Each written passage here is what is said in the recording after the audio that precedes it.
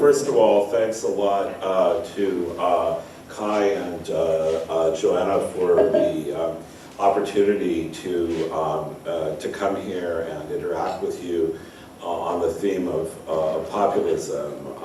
Kai has been an interlocutor on trade issues for a very long period of time, and as Joe said, we've done a lot of co-authoring, which will continue into the future, and so it's great to be here. I should first of all pose a question. How long would you like me to speak for? 30 minutes. Okay, that sounds good. And I should also say, and Joe and Kai also alluded to very recent events, even though my talk is going to some of you, seem rather theoretical or conceptual. In the question and answer period, I'm quite happy to discuss any range of legal and political events that have been occurring in a Canada-U.S. context over the last days and weeks, and many of which directly or indirectly relate to the theme of populism. So don't feel necessarily in your responses or questions constrained to only address the conceptual argument about populism that I'm now going to make. Especially since the election of Donald Trump as President of the United States, but also with other developments such as Brexit, the expression populism has been used very widely and often in academic or intellectual circles in a highly pejorative manner to describe what might be called a form of disruptive politics, a kind of new politics that challenges or appears or pretends in some cases to challenge the entrenched elites, the existing politics of some kind of entrenched establishment.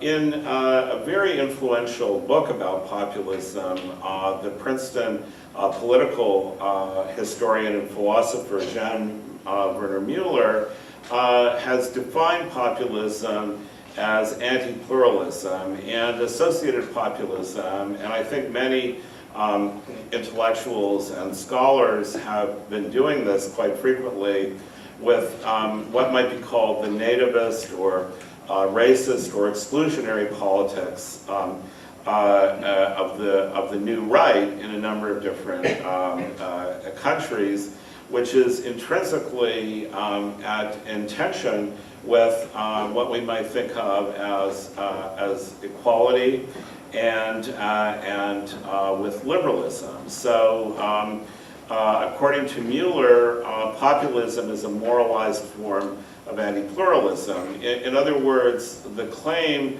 of the people against the elites is a claim of the people as defined in some kind of exclusionary terms: racial, ethnic, linguistic, national. And from that point of view, the people, or the idea of the people in populism, is intrinsically anti-pluralistic and anti-liberal. What I want to try and persuade you of, though, is that Mueller's definition of populism in this way is much too limited and ignores that the sources of populist criticism and rejection of establishment or elite politics are far broader than some conception of the people as articulated in exclusionary, say, racist, ethnic, or nationalistic terms. That many of these objections are actually quite healthy and represent concerns that democracy has in fact deteriorated into a form of oligarchy, the rule of the wealthy, or a form of technocracy, the rule of specialized knowledge elites of one sort or another. To go back to Machiavelli, Machiavelli thought that most of the time healthy republics needed to be guided by certain kinds of elites. But if those elites became decadent or corrupt, disaster could ensue. For Machiavelli, bursts of aggressive populism were needed to clean the stable, as it were, if the regime were not to collapse or atrophy. So while obviously rejecting populism that defines the people in exclusionary terms, my argument is that we should view populism of a more inclusive character as actually something that is quite healthy and maybe necessary because of the decline or rot that is arguably set into many of our democratic institutions. And here I'm going to read you a fairly large quotation from, not surprisingly, a distinguished scholar of Machiavelli at the University of Chicago, Professor John McCormack. And I think this summarizes many of the underlying concerns of populists who aren't racist or exclusionary at all about the practices of contemporary elite democracy. McCormack writes, quote, "A crisis of political accountability plagues contemporary democracy. It has become palpably obvious that elections, even quote-unquote free and fair ones, do not elevate to office individuals who are especially responsive to the political aspirations and expectations of their constituents.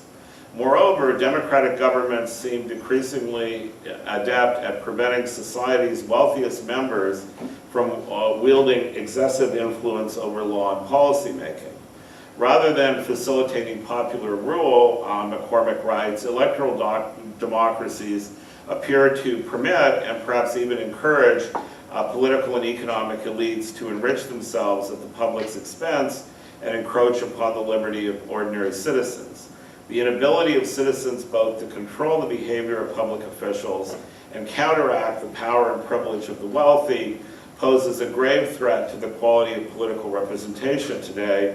It severely debilitates conditions of liberty and equality within the republics of our age." And in a variety of respects, what I would call good populism, or populism that is inclusive rather than exclusionary, really addresses what McCormack is describing as the malaise of contemporary democracy, with a certain set of criticisms and a certain set of demands for change.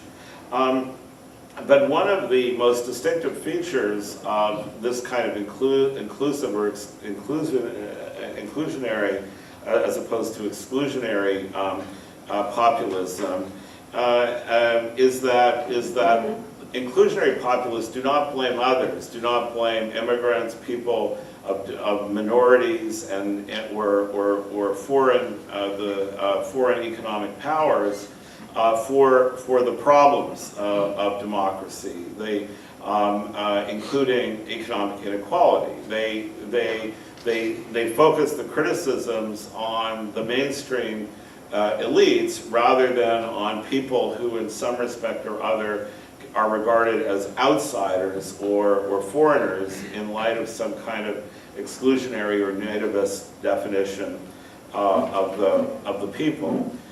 In my view, to clarify some of these claims of populism that I'm arguing are not exclusionist and are also not anti-liberal, it's useful to go back to some conceptions of Aristotle in the Politics. Now, I realize that Aristotle was writing in a society that itself was profoundly elitist, and he had his own elements of elitism, and many groups in society were excluded from the franchise. But within his own conception at that time, I think Aristotle defined two important features of an inclusionary view of democracy that can be used today to understand better the justified criticisms of elite or establishment democratic practice. The first idea is politeia. This is the notion that the best form of government is a kind of constitutionalism where political wisdom is created from diversity, and is not just a matter of majority rule, but the legitimacy of politeia, what Aristotle calls politeia, or a constitutional regime, comes from the sense that everybody is represented, that no relevant constituency or even any citizen is really left out or excluded from their interests and values being in some respect taken into account. And I argue that, in fact, this notion is also present even in, for example, the Federalist Papers, where the founders of the U.S. Constitution, particularly Hamilton and Madison, are often regarded as elitists who established representative institutions to prevent direct democracy. But in fact, if you look carefully at their writings, they assumed that the full diversity of society, at least of the society as they understood it, would be reflected through institutions like the Congress and the Senate, and that these would not be dominated by one particular group, the property classes or the merchant classes versus other groups in society. Above all, this conception of politeia implies that no group of citizens can be regarded as, in Hillary Clinton's regrettable words, a basket of deplorables. The other concept in Aristotle that I think is helpful is the notion that in a regime or a political system like politeia or constitutionalism, it should be possible for every citizen to think of themselves not only as being ruled, but also potentially a ruler. And I think this goes to the perception, often justified, of populists of what I call the inclusive or good variety, that the people who've typically been able to run for political office, and this certainly is the case in the U.S., and I think to some extent in Canada, and we can debate that, are people who aren't any ordinary citizen, that you have to have access to very significant wealth and or connections to really even seriously consider going into politics. And that's different from the original conception of representative democracy. For example, again, if one goes back to one of the founders of the U.S. Constitution, James Madison, who asked who are to be the objects of popular choice in the legislature. Madison writes, "Every citizen whose merit may recommend him to the esteem and confidence of his country. No qualification of wealth, of birth, of religious faith, etc. is permitted to fetter the judgment or disappoint the inclination of the people." And in contemporary times, one would obviously add other distinctions like gender and so forth. But when we actually turn to who has been running for office and successful at it, in mature liberal democracies, it's really a relatively small group of people, most of whom develop careers as professional politicians and have to operate through party fundraising and organizational structures that really usually vet out what we would call ordinary people, as opposed to certain kinds of elite actors. So that's a concern about who's running for office, and the populist impetus is starting to change this in the United States, where, inspired by Bernie Sanders, there are now people who are running who are ordinary community organizers, or teachers, or people who don't particularly have elite connections, and who are showing in some instances that they can win. And I'm thinking here particularly of, in New York, Alexandria Ocasio-Cortez. If you haven't heard about her, look her up online. With, for example, TV ads that are basically made using their own phone at almost no cost, instead of being purchased by political consultants for tens of thousands of dollars. So moving away from the idea that the political class is basically a kind of moneyed class or celebrity class, to the idea that any citizen can imagine that in the right circumstances they might be eligible for and be able to directly participate in elected political office. And this brings us to another dimension of the critique by populists of establishment or elite democratic politics, which is the role of experts and knowledge elites more generally. Everybody understands that you need a professional civil service to advise elected officials, and that an unelected public service can actually be enormously influential on actual political or policy outcomes. And generally speaking, that is reconciled with democratic practice by virtue of the civil service being held accountable by channels of authority to ministers and the cabinet and to the legislature.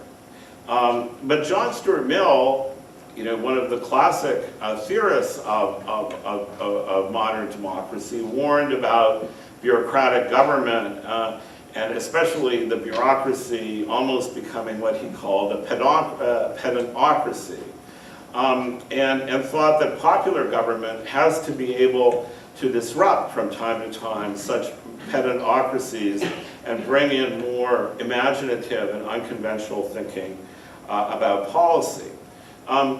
Distrust of these bureaucracies, unelected expert bureaucracies, I think has heightened in recent years and is very much a factor in the populist sensibility for several different reasons.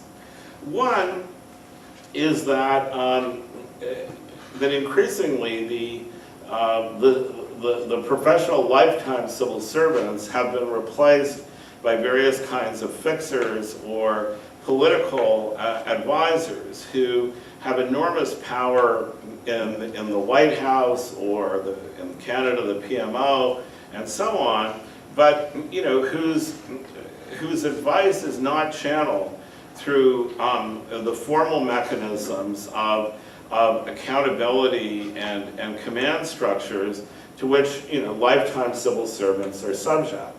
Also, in the case of the idea of a lifetime civil servant, they often sacrifice a lot in terms of earning power, opportunities for glamour, publicity, fame, in return for influence through expertise and professionalism on government and government policy. These new kinds of fixers or experts or advisors, and this is even more the case, I think, in the United States than Canada, are kind of in a revolving door, with the private sector often. So this goes to one of the questions about expertise or advisors in politics that goes back to some of the concerns even that were voiced in Plato, who believed that wisdom is the fundamental basis for legitimate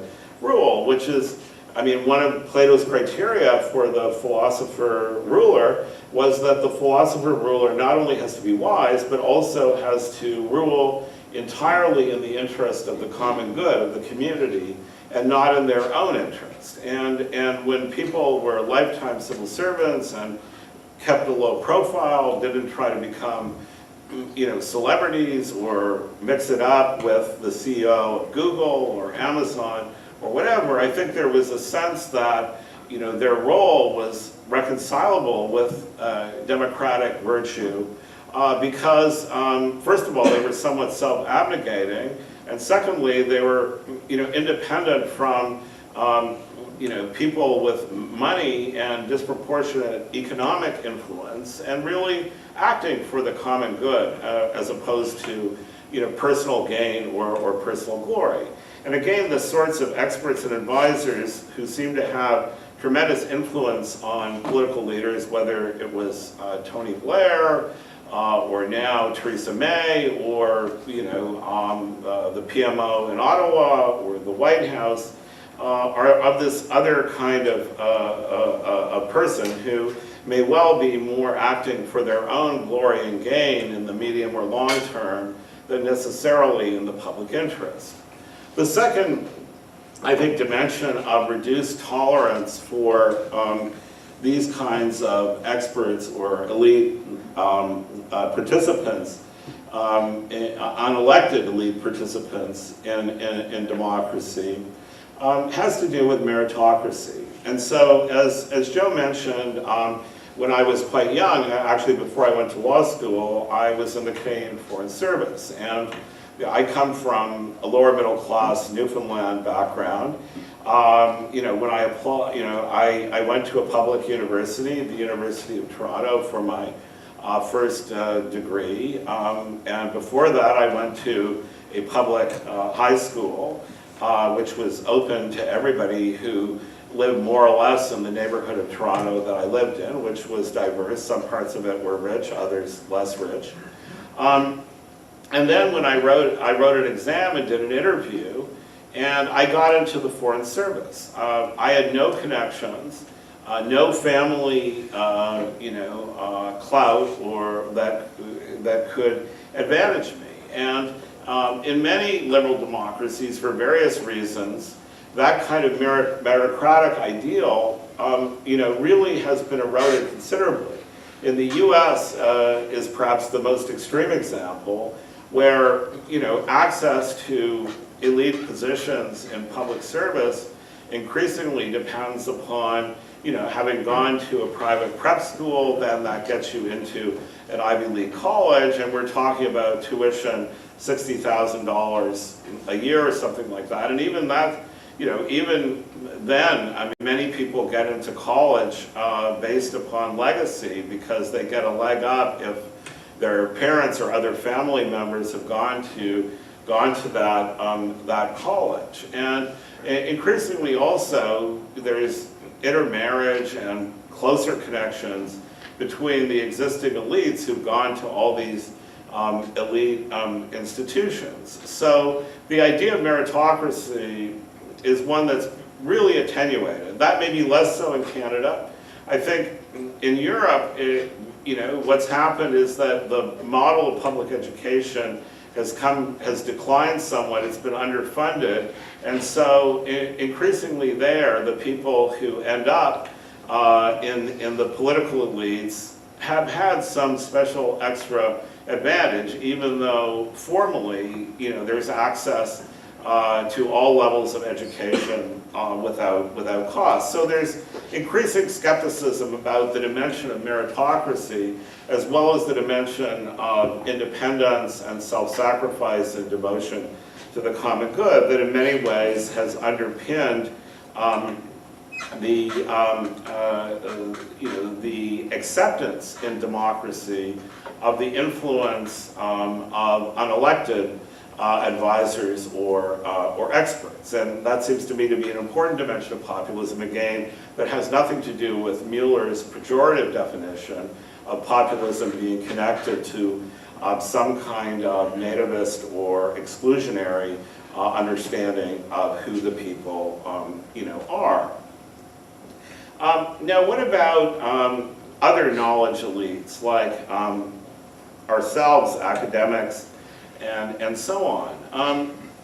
Again, here, there are a lot of alarmist commentaries about the death of truth, nobody really believing in facts or the ability of experts and scientists to tell us what the facts are.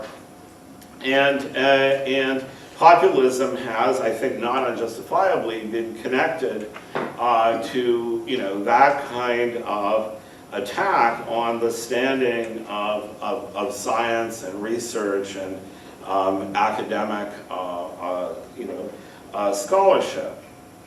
So again, it seems to me part of this whole problem is that for a long time, academics very much constituted, and scientists constituted, a kind of elite that had certain, separation walls, as it were, from political and business elites. I mean, academics were caricatured as eggheads, people who were living in ivory towers and so on. And perhaps ironically, or perhaps not ironically, that gave them a certain degree of legitimacy in kind of keeping the people in the ordinary political arena somewhat as it were, straight. Being able to criticize from the distance of the ivy tower, prejudices, rhetoric, and so on. And so what happens increasingly is that academics themselves just, turn into pundits, people seeking TED Talks who are looking, or consultancies who are looking for the same kinds of worldly gain and glory, as the people, who are directly in the political theater. So the idea that, they have an objectivity, a distance from the hurly-burly of daily politics becomes increasingly implausible. And indeed, there are very concrete examples of the way in which money influences research in certain normative directions that are in the self-interest of the people who have the money. A remarkable example of the non-independence of the think tank world from commercial interests was the firing of an entire group of researchers at the New America Foundation in Washington. This research group, Open Markets, had published analyses that were critical of the social and economic power wielded by Google, a major donor to New America. The head of New America, Anne-Marie Slaughter, a friend and close collaborator of former Google CEO Eric Schmidt, insisted on pain of firing them, of the researchers, that any statements critical of Google had to be pre-cleared. And the researchers disagreed, and not surprisingly, they ended up getting fired.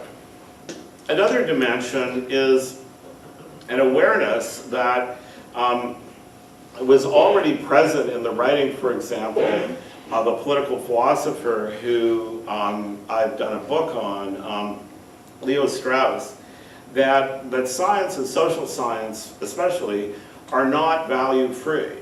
And so when particularly social scientists criticize behavior, for example, people drinking too many sodas and things like that, are they really doing so from the point of view of science, or from actually a kind of hidden moralism or a criticism of other people's values? And again, to the extent that that these kinds of academic experts or scientists are actually interested in using quote-unquote research, to tell people or advise people to behave in one way or another, again, they lose, in my opinion, something of their mantle. And why should one listen to them rather than elected politicians and popular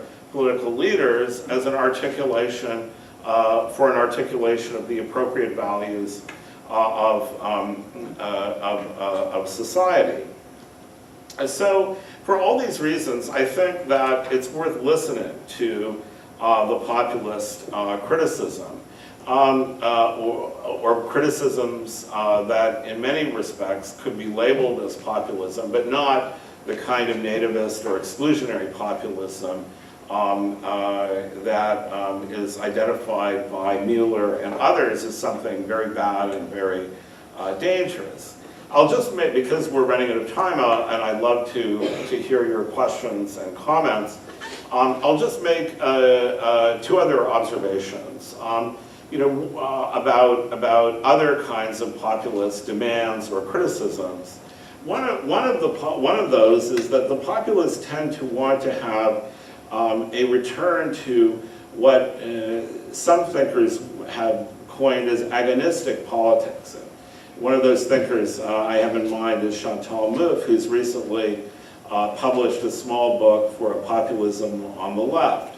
And that means being willing to fight out political differences in the public sphere and not have those differences. And this goes to, for example, the conflict between quote-unquote centrist and progressive Democrats in the United States.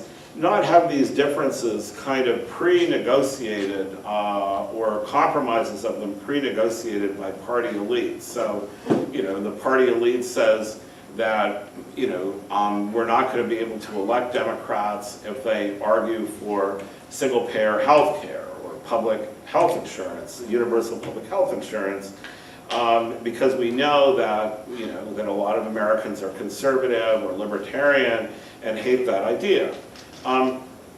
Populist Democrats would say, no, we want an opportunity to persuade the citizenry and fight it out with the conservatives or libertarians, because we think that this will save money, that it will be efficient, and that independent-minded citizens might shift their views from a contrary to a pro position. So we don't want a party elite or establishment basically saying that we're taking this out of the range of public debate, sort of making a predetermination that this is a position that will never attract the necessary consensus or majority vote. Instead, we want to have that struggle. We'll respect our opponents, but we'll argue with them and disagree with them, and then eventually we, the populist Democrats, know that there'll have to be some kind of compromise, but we don't want the compromise pre-packaged by political elites who think they know what the people's preferences are. A second dimension that relates to agonistic politics is a demand for, to use a word that comes out of German philosophy, and which is in a way a troubling word because it's not necessarily associated with democracy, and in fact has been associated in its historical origins with the forms of authoritarian politics, but is not necessarily to be associated with it, I would argue, is authenticity. The desire for political leaders who are not the product of consultants and fixers and professional intermediaries that get between the people and the leader. And again, if you look at figures like Alexandria Ocasio-Cortez, who I've already mentioned, who's on the left of the Democratic Party, Cortez, won a primary against the Democratic Party boss in Queens, New York, a multi-term incumbent who was regarded as one of the most powerful congresspeople in the Democratic Party in Washington, and won by a landslide. And a lot has to do there with authenticity. I mean, Crowley, her opponent, was a classic machine, a politician, who was supported, ads all done by consultants. As I mentioned earlier, Ocasio did, I think, her first ad just using a phone. A friend of hers using a phone did the ad, and then it was put on social media, and it, as the expression goes, went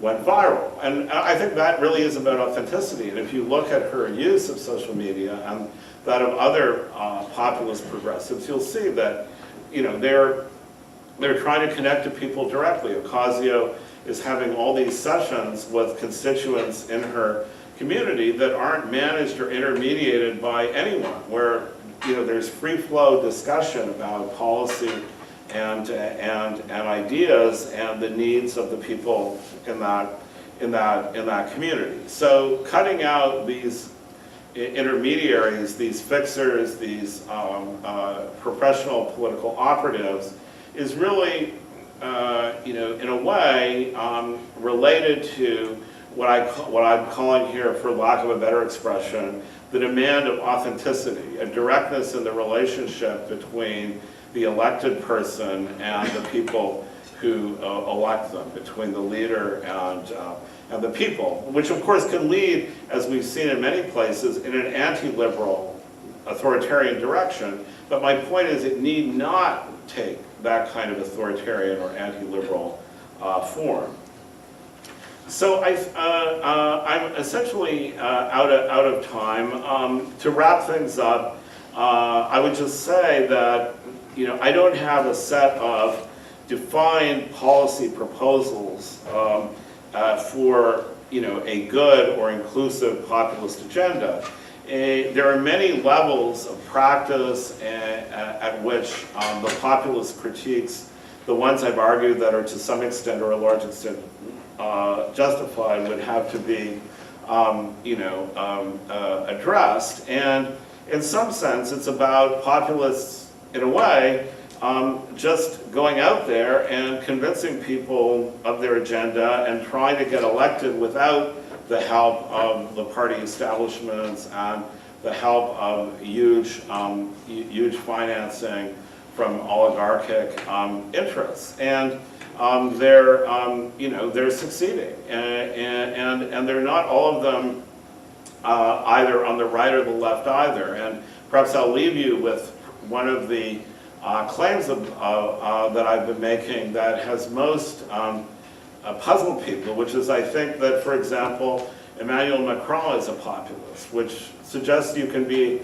a populist of the center. You can be a centrist and actually reject what, you know, the establishment. So is that a paradox, or is that a real possibility that tells us something about the mistake of identifying populism with forms of extreme or polarized politics? So I think I'll end there, and I really look forward to your questions and comments.